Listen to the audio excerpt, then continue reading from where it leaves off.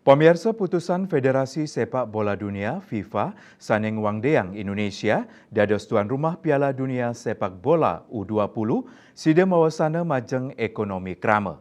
Ini diucap kebausang oleh pengamat koperasi sepisanan pinaka ketua Asosiasi Kader Sosioekonomi Strategi Akses Suroto.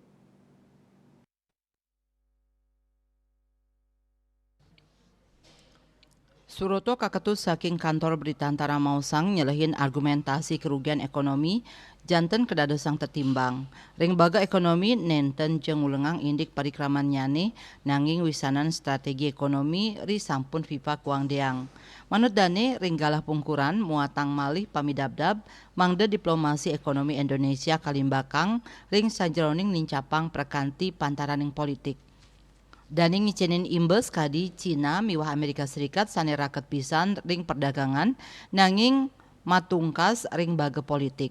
Sekadi kauningin FIFA ngwangdeang ekonomi dados tuan rumah Piala Dunia U20 ri sampun Presiden FIFA Gianni Infantino meparuman sareng Ketua Umum PSSI Erick Thohir ring Doha Qatar. FIFA mosang pacang digelis mutusang tuan rumah sane anyar tur indik tanggal kompetisi inucap nenten kawah. Lianan punika potensi sanksi Indonesia pacang kausobiahang ring galah pungkuran.